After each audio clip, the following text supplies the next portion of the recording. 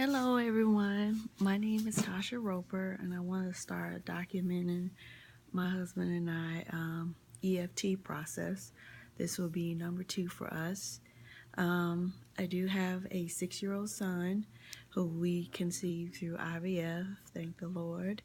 And then after that we went through many trials of IUIs and 3 or 4 IVFs and got pregnant through a frozen transfer last year. And we started off with twins, and then one of the twins started developing about 7.5 weeks. And then after that, the other twin just kept going and growing, and started probably about 14 weeks or so. I started to have bleeding and went to the emergency room, and he was still there, still fine. They couldn't figure out why I was bleeding. Next week, 15 weeks, had another episode of bleeding. Baby's still fine, still there, heart rate great. And after that, I didn't have any problems. Went to the maternal specialist probably around 19 weeks or so, and baby was doing great. Everything was fine. Then maybe around went to the doctor probably when I was 21 weeks and started having some yellow mucus coming out, and discussed that with my doctor, but my doctor told me, oh, that's normal during pregnancy. So, I kind of brushed it off because I started doing Dr. Google and looking at stuff, and I thought it was maybe normal. But then around probably right at 23 weeks, I went to the bathroom and was trying to, TMI, defecate, and couldn't really defecate, but I felt like a sac that was coming out as I was trying to push, and called my doctor and told her, what I saw, and went to the emergency room. They checked me out. They didn't see anything. My cervix wasn't open.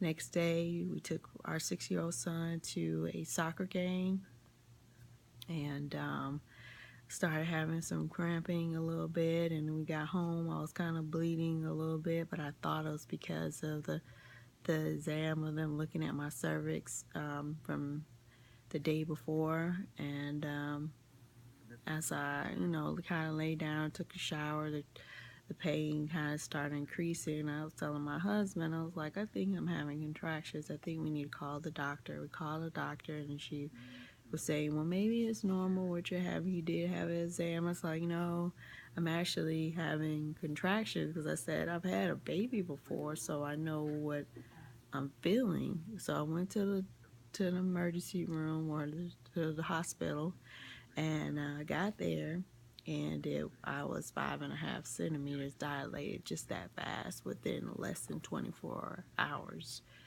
So I laid there for a couple of days because they gave me some magnesium and some other stuff to try to stop the labor. So it did help for a couple of days, but once they took me off the magnesium, because I guess it wasn't good for the baby after a while, and then that Tuesday, which is May 3rd, I started having contractions, and I was end up being 10 centimeters dilated. So I ended up having my son that day, and it was due to a incompetent cervix, or a weak cervix. And he lived for 5 days. His name was Landon, and but he passed away on Mother's Day, this Mother's Day of 2016. So my husband and I have been going to support groups, and having the support of our family and our friends. And so but now we're ready to start another cycle, another frozen cycle, to have another baby, because we really want another baby for our son. My son really wants a brother and a sister, as you say. So I'm going to go ahead and get a TAC put in. I know that some the doctor that I saw and the previous doctor who I was going with, because I've changed doctors, said that they would do maybe the McDonald cerclage or just the regular stitching, but I wanted to take all extreme measures of making sure we bring this baby home and see this baby grow up. I'm not taking any risk, and I'm gonna do what I feel is right. And so we found a doctor that's not too far from us in Augusta, because I live in Atlanta, Georgia. And he's going to do our TAC as soon as we get pregnant. So right now I'm starting my frozen transfer, and we're really excited and very nervous at the same time, but we're going to just trust in God and just believe that we're going to get pregnant again.